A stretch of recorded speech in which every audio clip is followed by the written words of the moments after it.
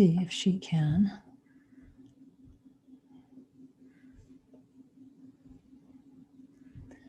Tell her I'm just going to send her the link one more time, because that's not it. Tell her to go out of the room and come back in if she can.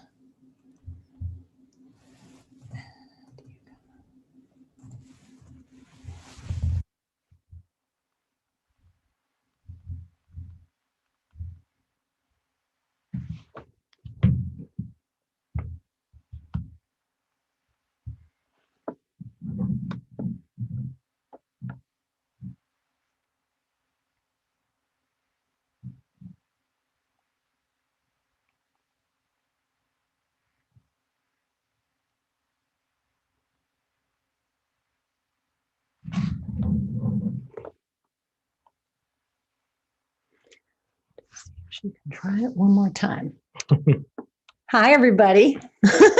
I know you're all waiting patiently, and thank you so much. We're just having a little technical difficulty. Yeah. So we're trying to get our little guest in the room from the beautiful Yuga from India. Is having a little grief getting onto the Zoom. So let's send her some good thoughts that we can get this figured out. At 3:30 in the morning. At 3:30 in the morning, her time. So we're going to be patient a little bit. Encourage everyone's patience. You can all sing along. Something like "You Are My Sunshine." Send a little love to her. She's trying to figure out things technically. Do we got it? I believe so. Do we have it? We'll check. Okay. And the number 9. That was the key right there. All right. We're trying it one more time. There we go. And let's go back here. So much fun. Now, I'm going to also. Well, that is a true humanitarian coming online at 3:30 in the morning her time for our show here at 3 in the afternoon Mountain Standard Time. She is. We're pretty excited about this interview. So thanks everyone for hanging in there and waiting with us. It's like a good opportunity to practice the virtue of patience. Oh, there she is, participants. Oh, look at that. There she is. Okay. We're going to let her in. Joining us live all the way from India. There she is. Okay. Promote to panelists. All the technology stuff. Glad you're here.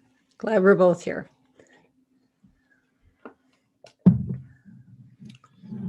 And there we go. Hello. There she is. Hey, good early morning, Yuga. Early morning. It's 3:30 here in the morning. That's so great. You look exactly as gorgeous as you looked yesterday morning when we talked to you. Thank you. I must say thank you to my parents for the good genes then. So let's all thank our parents. Thanks, parents. Toast to the parents. Toast to the parents. Hi, guys. Exactly. All right. Well, we can get rolling on the show now. So I will just do the introduction and then we'll get started. Hi, everyone. Welcome to Master Your Life, the show of insight, intelligence, and inspiration, where we ask you each episode to consider who is it you are right now and what kind of life are you trying to create? Who is it you most aspire to be? And do you have a little bit of, room to work on, or the things you really want that you're not quite achieving? Well, that's what we address on this show. And we invite guests who are inspirational and intelligent to share their wisdom with our audience. And this week, we've been doing this now for 11 episodes, Greg, and we've been having lots of fun. So welcome to my wonderful co-host, Greg Bird. Greg, thanks for joining me again. Thank you, Leah. Yes. What an amazing opportunity we have today. So we have the dear Yugandhara Lad all the way from India. So gosh, crowned Mrs. India, a big entrepreneur in business, humanitarian, doing some really neat things in the world of philanthropy. So please, everybody, welcome Yuga. Welcome. Welcome, Yuga. Namaste. So how in the world did you and Greg meet? How did you connect? You're in India, Greg's in Canada. Yeah. Good question. I know. Nobody asked us this ever before. So it was through BNI. Greg is the president of BNI Enterprise Chapter in Edmonton, Canada, and I, was a visitor in the chapter, and that's how we met. And things clicked, and we just felt the good vibes, and we started connecting, and that's how we are here now. Well, I tell you, when you first visited our chapter, we had International Visitors Week. So BNI reached out. There's well over 270,000 members worldwide. And we reached out to Ritesh, actually, from Thumbstack. And he says, no, I'm going to send this Yuga. You'll love her. And we're like, okay. So we put on the second Yuga pops on the screen. She just lit up the room like nothing like lighting up a virtual room. that glow that you see, again, that's real. Yeah, so I must say, out of all the visitors, there's 2 visitors to our chapter that have been exemplary. Leaha, you were one, and Yuga, you were the other. In just these last few months, how we were able to connect. So Yuga, just my pleasure to have you here on Leaha's show, because you have done some amazing things. And before we get into all the amazing things you've done, we always love to kick off our show with the meme of the day. Absolutely. And it is time. So inspirational meme of the day. We're training everybody to get through the garbage, and the never ending garbage. That's right. On social media. And here was a good one. And my mom's going to love this one, because her best friend, Kathy, growing up, had a daughter named Stacy, who was my age. We rode the bus together. All 3 of us actually used to ride the bus together. Oh. Stacy Rosiska, this is for you. Your post, as they're going to change things in the world here. So this is a real nice, deep one when I sent you this one. So here it is. Yes. Things turn out best for people who make the best out of the way things turn out. Isn't that a nice? Oh my God. Isn't that gives you goosebumps, doesn't it? Excellent. Wow, that was amazing. So I tell you what, that was a really neat thing to really kind of set the tone for today. And Yuga, I just want to start off. Let's rewind the clock back for you. You got crowned Mrs. India. Let's dive right into that. Tell us a little bit about that experience, because that's not an easy feat by any means. Yeah, so it was Mrs. India International in the year 2015. And that experience changed my life.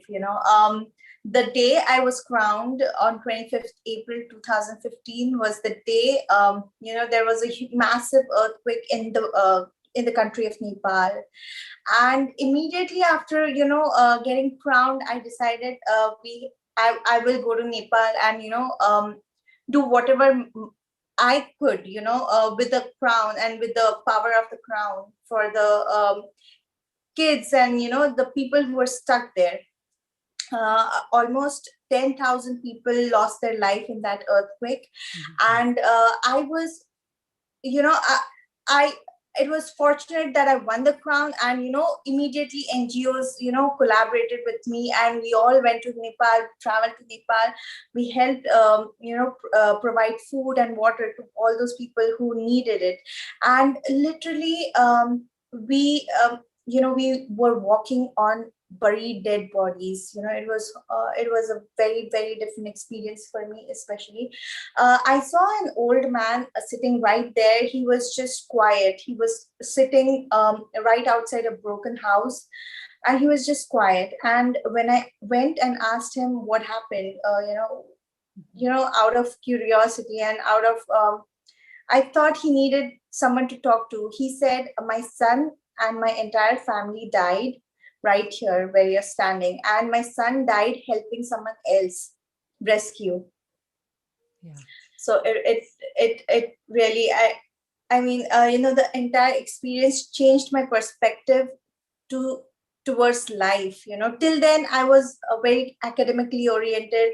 I was just thinking about a good career, my job, my family, just mine. But then after that moment, I thought, no, it's everything that we do is for the society. We should contribute towards the society, whatever little bit we can, because there are so many underprivileged people out there who need us. Yeah, so it's a really incredible story, because the timing, you must have been actually cast in this role, is what I think. The divine hand, has set the stage for you to be doing this work that you're doing, because a lot of people could have walked into that scene and gone, holy man, this is not for me. I am out of here. And put the crown and just run. Book it. I can be I'm going to leave the crown. I'm going to leave it behind. But you didn't, and so that shows a lot of strength of character and a lot of courage. That's what when I first heard that, story, I went, wow, that's a lot of people, because you had a choice about running away. You didn't choose to run away. You chose to actually stay and help. And incredibly, you have continued to do that. So what was the next thing that you sort of took on after helping at that scene and helping with, the recovery of that flood site? What was the next thing, or earthquake site what was the next thing that you took on? So later on, I collaborated with different NGOs. One specific NGO worked for saving the Indian farmers. At that particular time, there were a lot of cases of farmer suicides in India for different reasons. Mental health, loans, debt, different government policies for the farmers. So it was a huge issue, every single day in the news, you were hearing 50 farmers committed suicide. So I being an environmental engineer, I wanted to, do something for them. I designed an irrigation system in a very small village, which helped cater 30 villages with good water supply. And also collaborated with NGOs talking about Indian farmers' suicide awareness.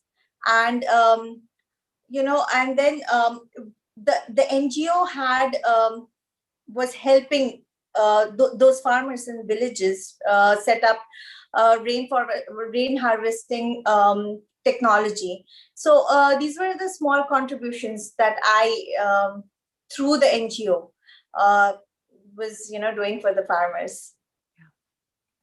Well, that hits pretty close to home. We're both farming families growing up. Yeah. And, you look at a lot of the debt actually that a lot of farming families have accumulated, and whether that is an attribution to mental health, and it's got to be.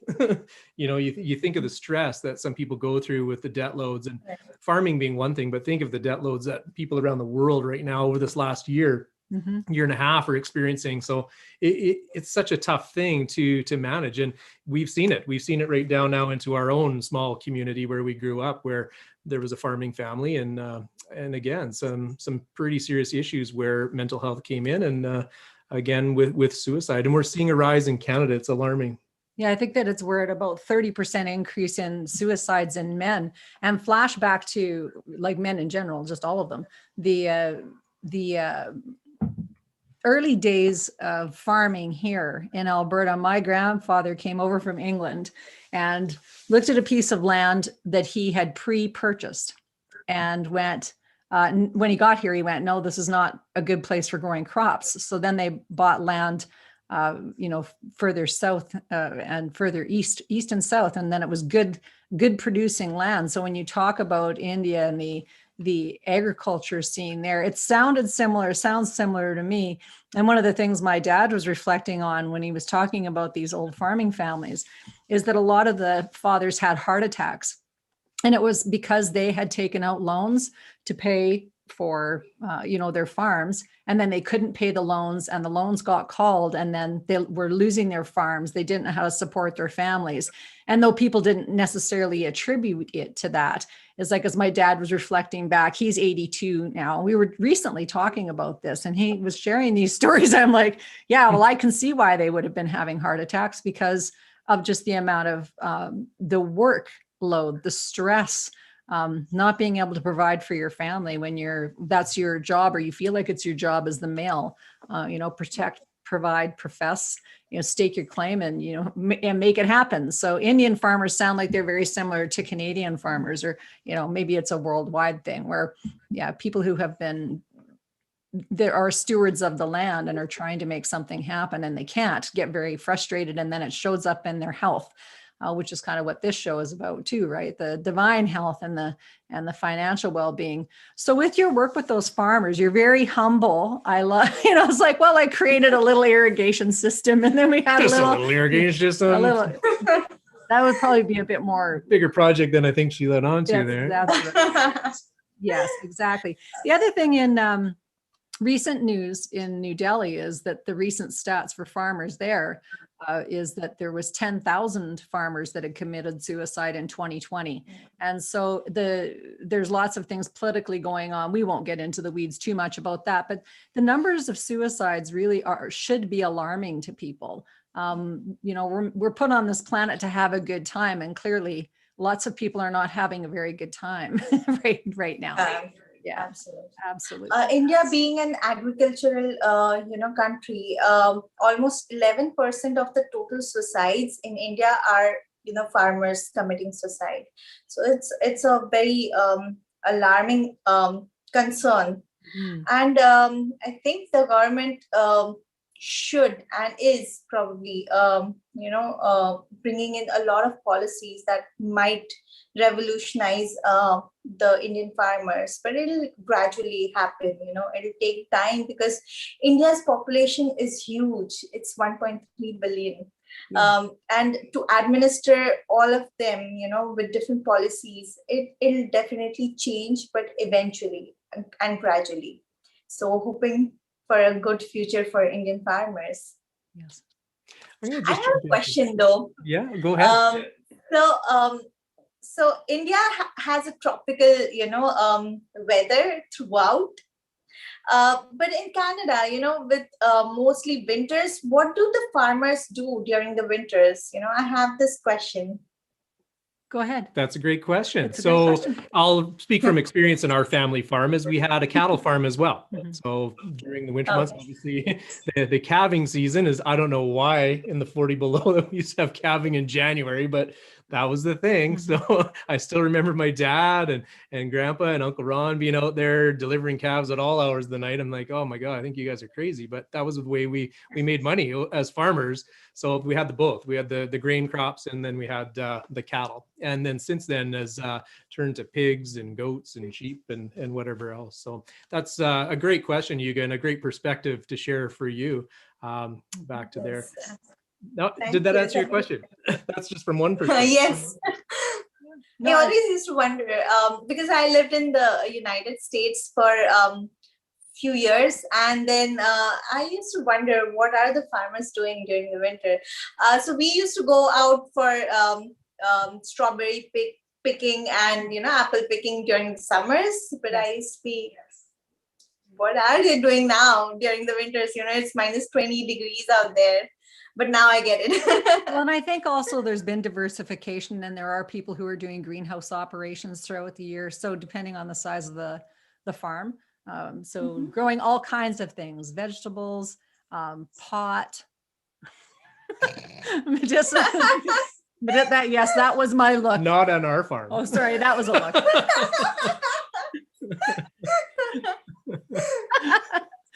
Is that obvious? So is it legal out there in Canada? Sorry, what was that, Yuga? Is it legal to grow pot? We're not going to go on that segment, but it's legal to grow it, and it's legal to consume it now. It just in the last few years it's become legalized. So that's another huge conversation that we don't really want to get in the super weeds on, because we want to focus on you and your successes. But it's been a very challenging time, I think, in 2020 and 2021 for anyone who's been dealing with addictions of all kinds. I think medical marijuana has its place for helping people to heal, but that's certainly not everybody. And it's been very much, the outcome has been a lot of people are numbed really out to everything emotional. And when you can't feel anything, you can't appropriately emotionally respond to the things that are going on in your life. So it's a little bit of trickery to ease the pain. The coronavirus festival. Let's just put that. That's my new Not a shenanigan fest anymore. It's a festival. That's yeah. the So fest. I just want to build a little segue off of that. We talked a little bit about debt and how that can become insurmountable for some folks. And that in financial planning, just to throw a little bit of financial wellness coaching in there, that's one of the big things any of my advisors work with clients on is debt reduction. And in Canada, and around the world, you could argue there's bad debt, which is consumer debt. There's good debt and there's better debt. And I could do a whole documentary on that. But again, that's part of what my advisors will do. The other thing that ties right together that is cash flow planning, making sure that you have the right cash flow to make sure you're taking care of that debt and your bills and keeping the roof over your head and food on the table and clothes on your back. So yeah, just working with a financial advisor, doesn't matter if you're in Canada, India, the UK, or in the States, or anywhere globally listening to us, work with an advisor to get through that time to build that plan is important. Yeah, absolutely. Yeah. Very, very. So let's now mosey on through the farm portion of your life. And what are you up to now? Like, what was the next thing that you got into? So I just recently relocated back to India, and I was driving my car, and my friends and we were going out somewhere, and there was at the traffic lights, this really very, very cute girl.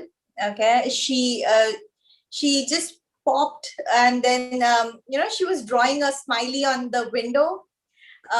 And she didn't realize, she didn't realize, we were watching her from inside. And she just was so innocently, drawing, making something on the window pane. And suddenly I, put my window down, and she was taken aback. She was like, oh, wait, there are people inside. Then I asked her name. She said her name was Shiva. And I asked her, if she went to school. She said, yes, I would love to if I got the opportunity. And that's when I felt, we as an educated society need to do something for these kids, on the street. Later on, I saw a lot of mothers with their babies drugged. In their arms, they used to beg on the street.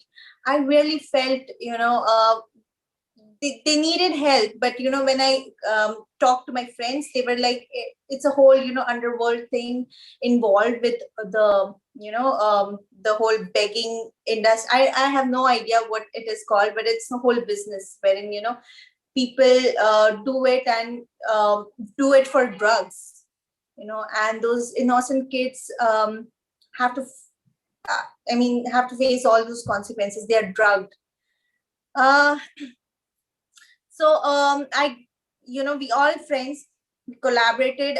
We have this NGO that is working for these kids, underprivileged kids from slums.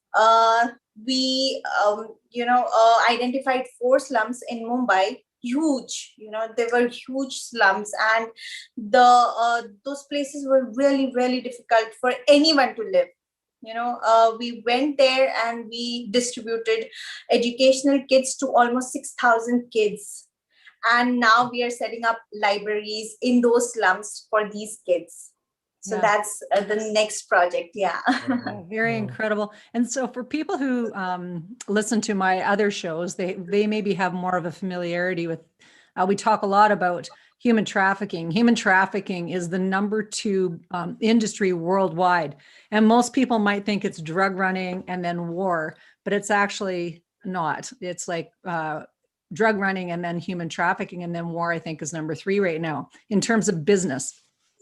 So it's big business to have people, again, at your beck and call because they're addicted to substances. So those people are in slums. The number of people who are dealing with addictions worldwide is absolutely mind-boggling. And what we can only do though is to really look in the mirror and say, how am I managing my own life? And then looking at that little girl, I'm just like that little sweet peanut Shiva. And for those who don't know who Shiva is in mythology, which I thought was very interesting. So many people here are familiar with Christ, with Jesus, and Jesus was the Son of God and the Lamb of God, and Jesus, or Christ consciousness, is all about being compassionate and kind and turn the other cheek and the sacrificial lamb. Shiva is about being compassionate, kind, and pure truth, right action in the present moment. So if somebody comes in your house and tries to do something to you, you give them a right in the kisser. so it's not like you turn the other cheek and take it. But so when you told us about Shiva, I was like, oh, so funny, because her name means this archetype. Her name means the archetype. And so you tell me from your perspective, like, because when we were sharing that early, like yesterday, goosebumps. Oh yeah, we were like covered in goosebumps. So tell me from your perspective what you think of Shiva. Like, what's the god Shiva? Shiva is the destroyer as well as the creator. You know, he decides when to destroy, when to create. He takes the correct actions at the correct time, as you correctly mentioned. And that's what we are doing, you know, with the kids. We are following a right path for them, and, you know, aligning them, channelizing them towards the right path, because a lot of kids look at their surroundings, their parents going into drugs, you know, they're doing wrong things for money. And the kids follow, you know, what they see. But we want to create awareness for the kids and channelize them towards doing the right thing. So being Shiva and being a very huge devotee of Shiva, I think this is an opportunity where I can, you know, and us be friends can, you know, contribute our little bit towards their life. I believe there was something significant about that moment that you shared about Shiva, the drawing on your window, and then also the connection you've made with us on the window, on the dirty window. The dirty window. Yeah. Oh, you should look at my truck right now. It's filthy. It's all melting snow and dirt. Anyway, that aside, there's something very divine about that. And then there's also something I feel very divine about how you and I met, and then you started becoming a huge fan of Leaha's Master Your Life show. You really have been sharing and liking and following every episode. So I do believe, and just a shout out to all the people that are in your network that have reached out to me and Leaha. Like, it's quite substantial, and we thank you for all your love and support. So whatever you've done to connect and this whole collaboration and building community, that's what's been called in my heart, especially in this year, 2021. I think to spread good in the world, we need to collaborate. It's not one effort here, one effort there. The more we work together for this common good, I truly believe that can start to move mountains. Leaha, your thoughts on that? Well, and that you would have seen the value in that little girl. Like, yes, that is near and dear to my heart. I've been working since 1991. So 30 years in counseling and in coaching and the resolution of sexual abuse, you know, cases and clients that are adults. It's a very, very serious subject that most people don't want to talk about and they don't want to acknowledge is happening. And so it does take a lot of courage, because you put yourself at risk. Not just when you're working with client populations that are emotionally struggling and spiritually struggling, and kind of waffle a lot, like they're into something and then they, you know, run away because they're scared. And then they're really in, and then they're scared and fearful. But then you're also dealing with people who are criminals. And in the criminal aspect of things, I've had people in the last year say to me, why are you still doing this show? Like, I can't believe you're still talking about the truth about all the things that go on in the world, when everyone who's got kind of the bright light is getting censored off of all platforms and are getting threatened, you know. So, but what I say to them is, this is what I was put here for. This is why I was given a microphone. And so of course I'm going to continue in my my quest, because this is what I'm here for. So when we were talking to you, I was like, it's just like you go, you know, like you're so sweet, and you're humble, and you also a very fierce woman, because you have to have some ferocity in order to go into those slums. Like if anyone has, maybe you could talk a little bit more about what the slums are like. I had the really great privilege of going to Vancouver when I was in university, and working in Vancouver with the kids who were on the street there. So I had lots of street work expertise, and it is not anything like you've ever seen, and it's very, very unsafe. But speak to what you see there in India, just to give people who are listening some context. Before you do, I had to rewatch that one movie because we talked about it, was Slumdog Millionaire.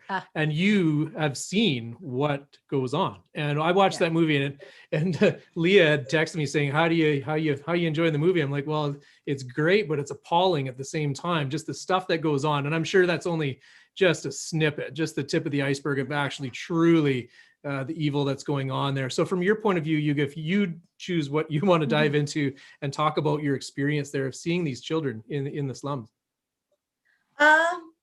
When I watched the movie, I was younger, and I had no idea if that was the real thing. But Slumdog Millionaire is a true, version of how a slum looks like, So there were different versions of slums. So we identified 4 slums. One of them was just like, how Slumdog Millionaire was seen.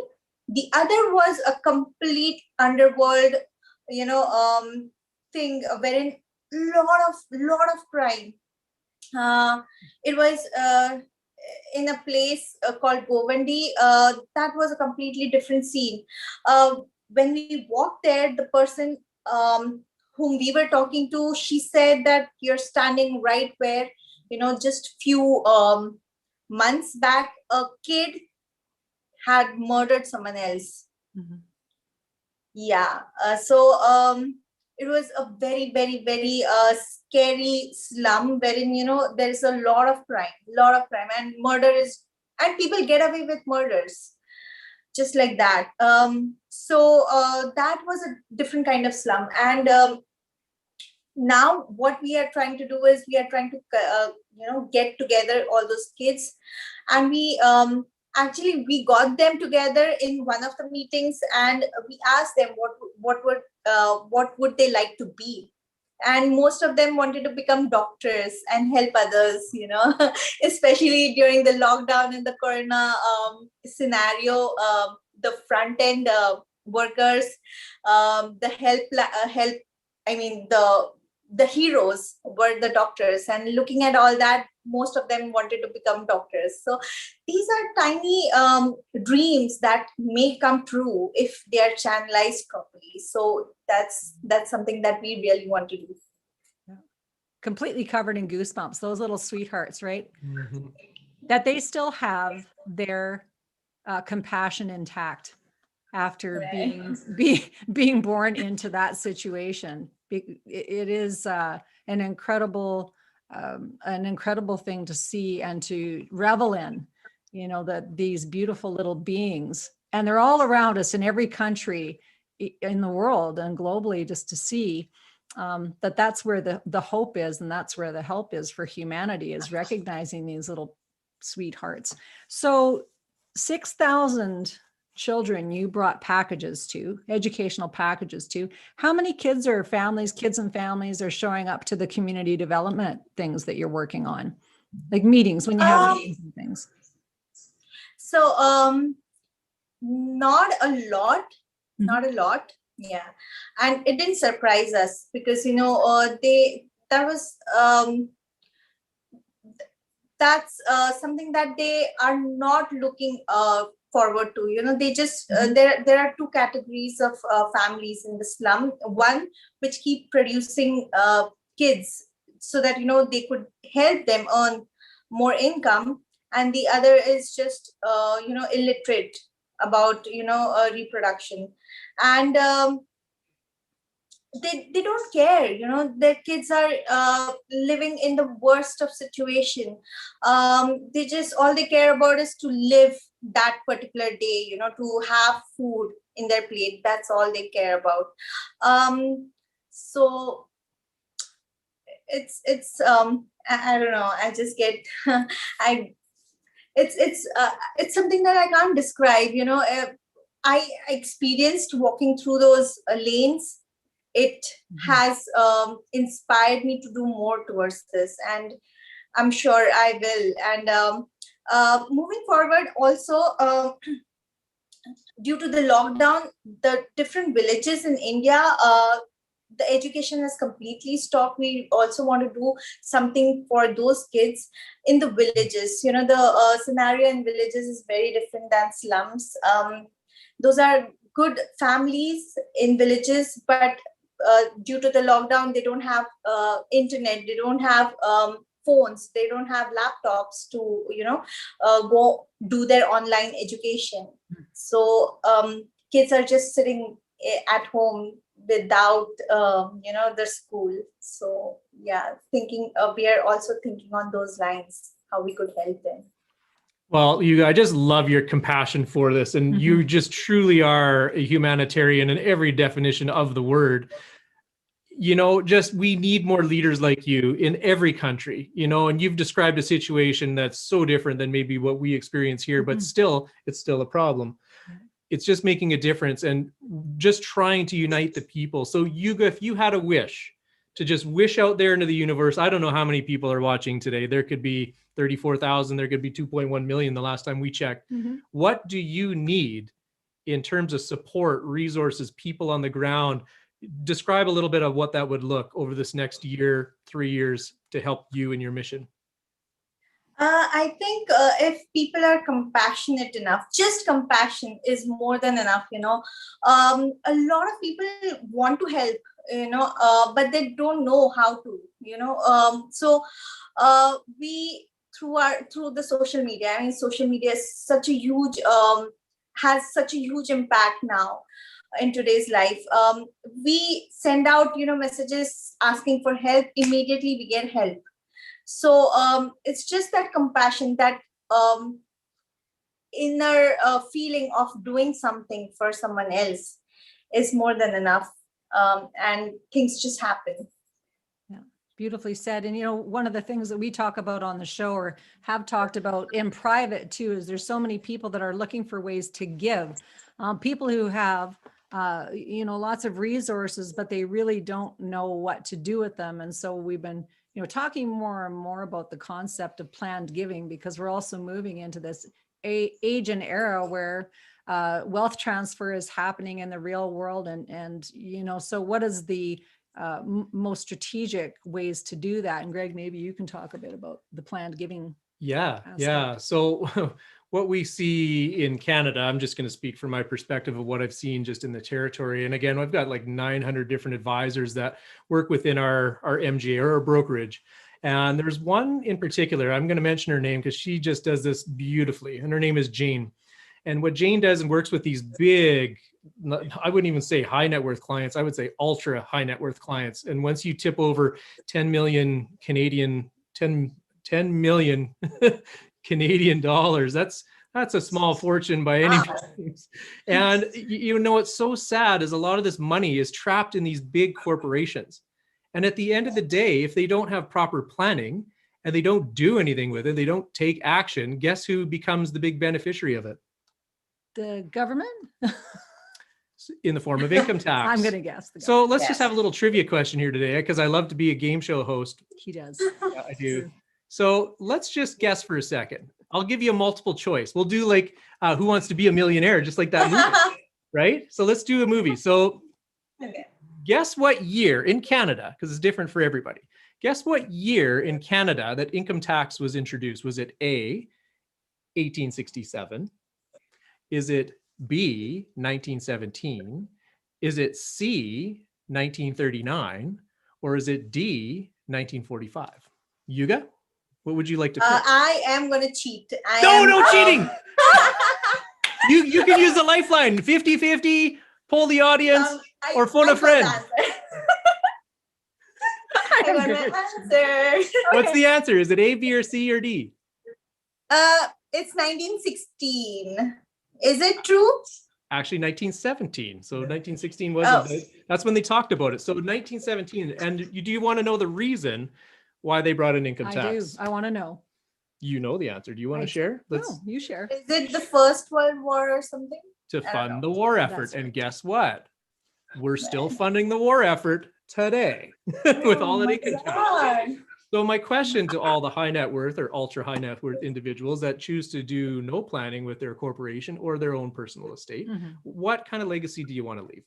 And I will bring up two different stories. So there's one in particular where, again, with the proper planning, there is actually laws and tax planning that you can do.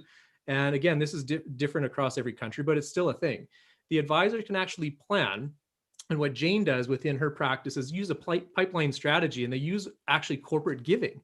So when you set up a corporation and donate to a charity or a registered nonprofit organization, there's tax advantages. In fact, if you do it right, you may actually not pay any tax upon your death, or if in a married situation, husband, wife that own the shares of this big corporation after the death of the second one, as it passes to the next generation, and all the different laws in unison. So I can go off on the weeds on a whole other thing. If you're curious to know and you're listening right now how to do that, please reach out to me. We've got some of these professional advisors that do this stuff day in, day out for families just like this, because I'm going to ask you, what kind of legacy do you want to leave? Again, we talked about legacy in episode number 1 and 2 for 7 generational planning of how do we want to, you know, hand this rich, I remember. Yes. How do we want to bring that out into the future? How are you going to be remembered with your family? That's our true legacy. If you have children, and you've got a beautiful little boy, Aaron J. So cute. You got to meet Tanner on Zoom the other day. So oh man, fun. They loved it. Yes. Number 2, how do you want to be remembered by your friends? So stuff we're doing like this is making an impact in our community and our networks. And Yuga, now you're a part of it. I love that. Yes. Number 3, how do you can leave a legacy kind of like the Make-A-Wish Foundation, like Frank Jankowitz. But why not donate to a charity or form a charity or legacy that could help what you're doing right now, like we're talking about, or some of the other things that Leah, we've talked about of how to make a difference, whether it's the children, whether it's you got a love for animals, whatever, all the laws are there to actually help with this planning. So you can pay less income tax for the quasi-war effort that we're still in today. So yeah, and it's important. It's important. And I know Greg's laughing because he's like, feel good, Greg. But I'll tell you, this whole war thing is a bad idea. And so nobody gets up in the morning and goes, you know what? I think it's a good idea that we send our kids out to shoot each other. And so somehow the population has really been drugged. Not a word of a lie. Do your little history checks there, folks, since like the early 1900s. In order to get people to do what humans have done through war, you have to be dissociated from yourself, because you could never do the harm that people do during war when you are a fully integrated human being. And so this is a really good time for you to, as a fully integrated human being, to withdraw yourself from the fiction of the continuing to support that tax effort. And you can check it. You can check out, you know, lots of people have said that they think income tax goes to infrastructure. It does not go to infrastructure. All of your personal income tax goes to war, all of it. So it's all goes to that, the war effort. Yeah, exactly. So that's why war as a business it is always in the top 3. And so if there isn't a war going on in the world, there's somebody trying to start one because it's a big business. And so, yeah, so it is important to be thinking about how do I keep the peace? It's by being a fully integrated person, being compassionate, and then taking steps that help yourself and to help others, because that's an extension of you. Anyone that you can impact in the world is a feel good, really. Yes. Feel good. Yes, exactly. So here you are. With this wish on your heart for people to have compassion and to reach out. What's the best way to connect with you in your work? You've got 7 other people working with you as well. Do you want to maybe just talk a little bit about that, and then the connection factor? So most of us are from BNI. Oh, funny. All right. Yeah. Awesome. Yes. So we all met. So BNI is the common platform, and it all connected us, and we all resonated, with the thought of doing something for the kids, and we came together. The NGO was formed. We became a part of it. Each one contributing towards the kids, and it's now a big family, not just the seven of us, but many more, coming together, helping us out. So during the mission of distributing 6,000 educational kits to 6,000 kids, almost 200, 300 people associated with us, and we got that event successful. So that's the power of BNI. And also, I believe that when you are truly doing something for someone else, things just happen. There's this whole universe that wants us to do, and probably, God has given us that role on earth to do something for someone else. Agreed. And Dr. Evan Meisner, the founder of BNI over 36 years ago, that giver's gain that we talked about with Janice Baskin on our show, what you just talked about is exactly that, but exemplified. I'll say totally exemplified. He'd be so proud of hearing what you just said right now. I hope he does hear this in this episode, because you know what? It is changing the way the world does business. That's the underlying tagline of BNI today. And look at this world of how we've had to adapt, and this COVID coronavirus pandemic, global pandemic, shutting the world down.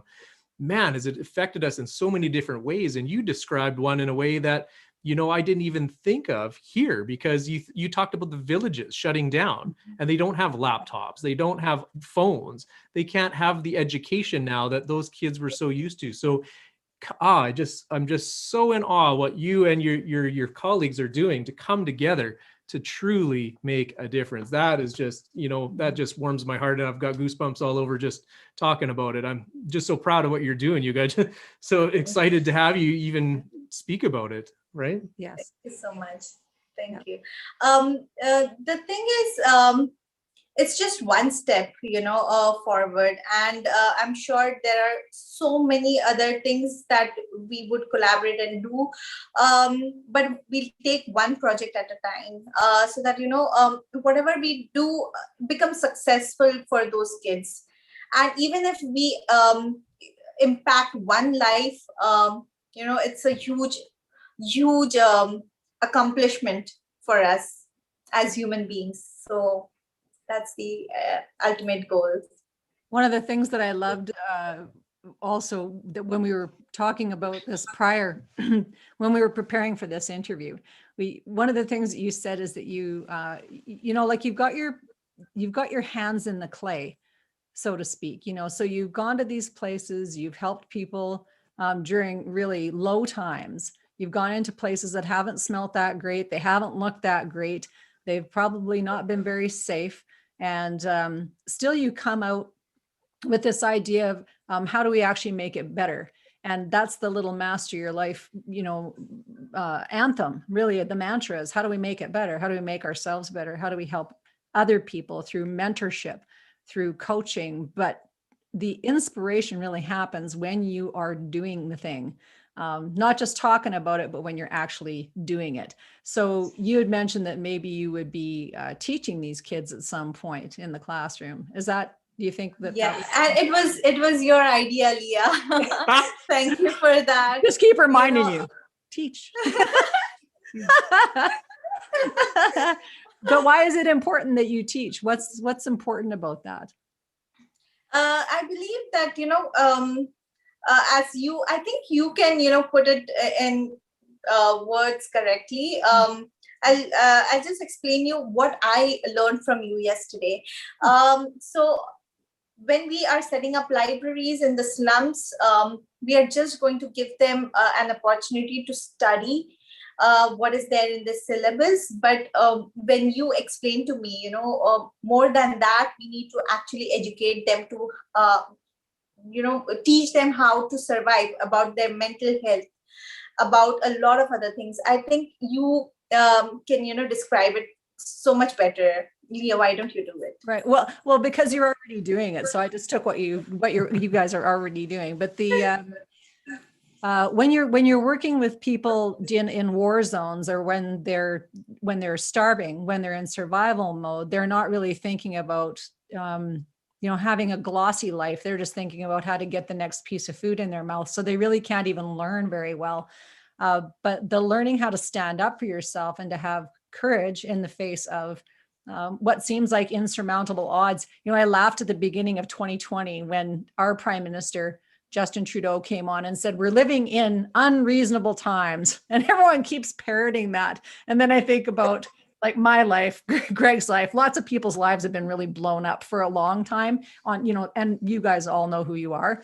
And then we go over and look at people who are living in these conditions and in unsafety and with enormous amounts of abuse.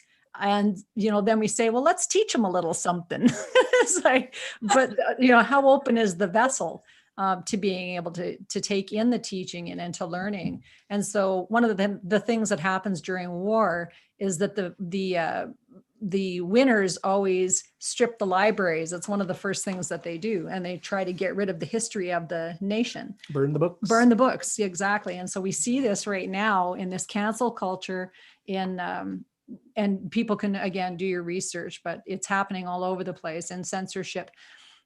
When we get down to the basics, though, is teaching people about being goodly, godly humans, and that doesn't necessarily require a textbook, but it does come back to this your understanding, I think, of Shiva and why Shiva was such an important part of the story. This little precious girl that showed up as really the archetype of let's burn this, let's regenerate things, let's burn down what doesn't work.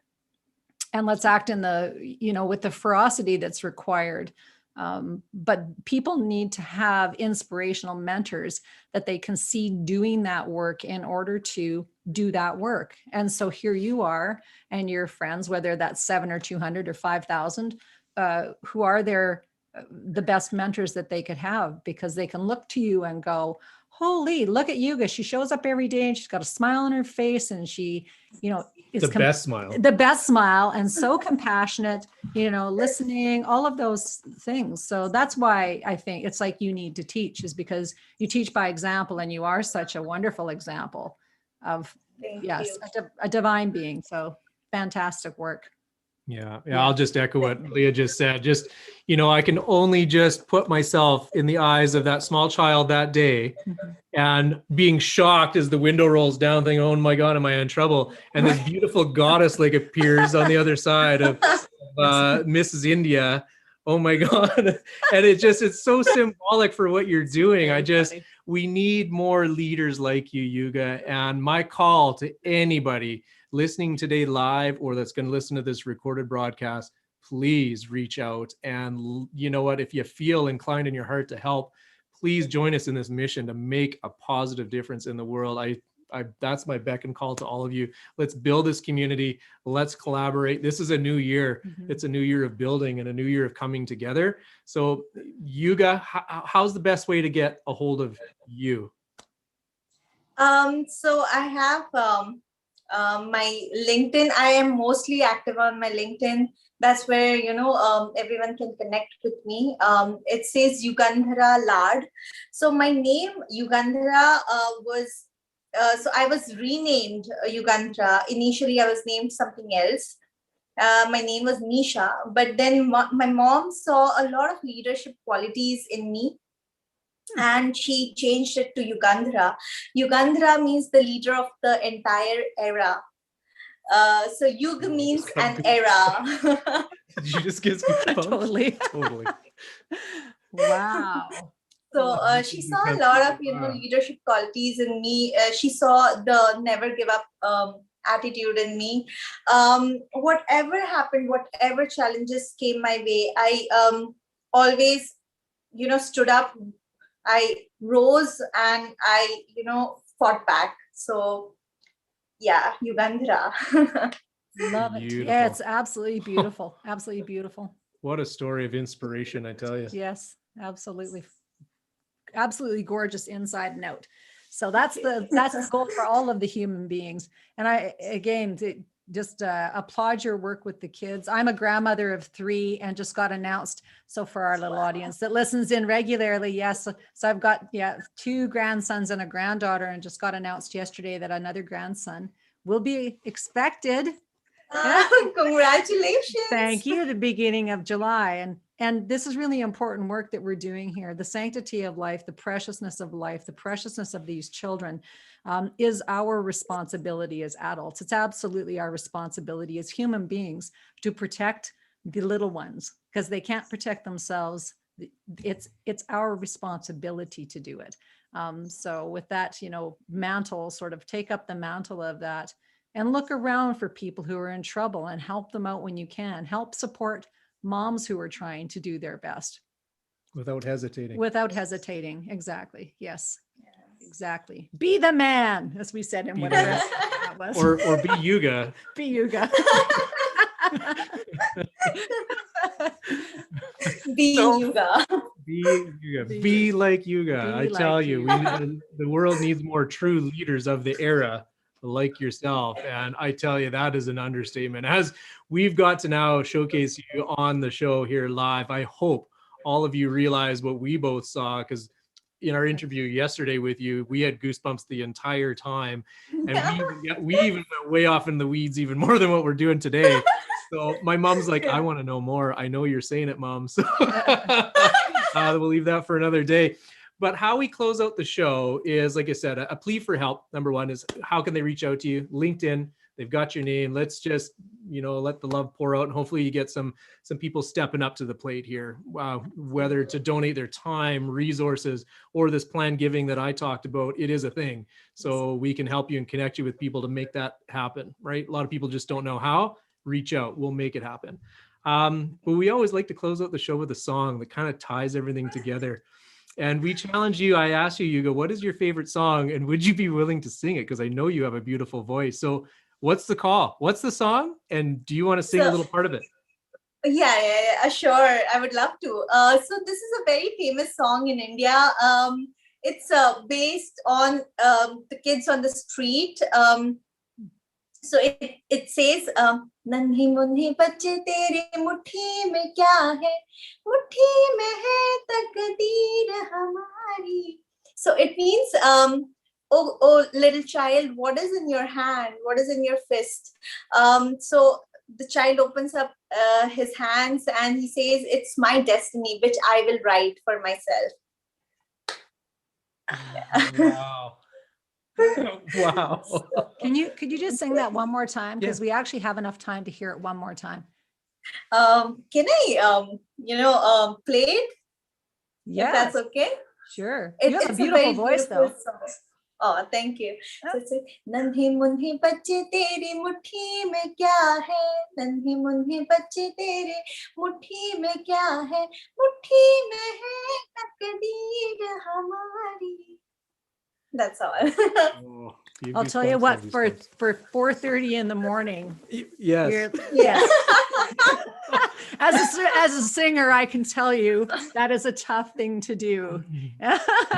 So much love to you, Yuga. I just think your work is incredible. Greg, do you have any final words? I just absolutely love who you are, what you stand for. Keep doing what you're doing. I hope by today we've really set the stage for all the fans you've created, because you were one of our biggest fans, besides my mom. Yeah. And you, all the people in India that have reached out to us. So I can guarantee my phone's already lighting up. So thank you for what you've done, what you've said today. Whoever's watching live is already motivated by what you've said, what you've done.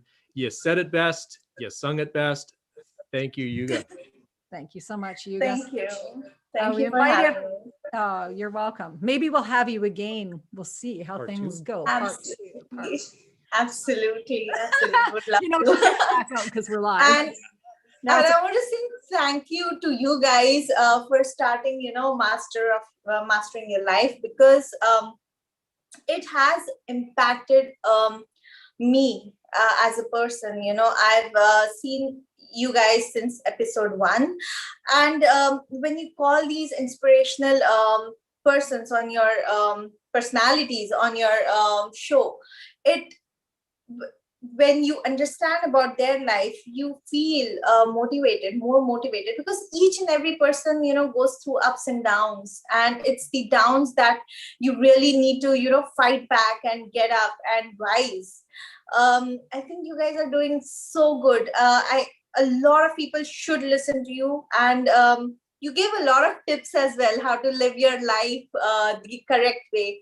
So thank you guys for doing this for all of us. Thank you. Aw. Thank you. Aw, that's right. That was an in-studio mask-free hug, everybody. Yeah. Whoa, live it on the edge. So that's all for us. Thank you so much again, Greg, Yuga. We invite everyone to love yourselves, love each other, mind your minds. That's all for us. Bye for now. Thank you.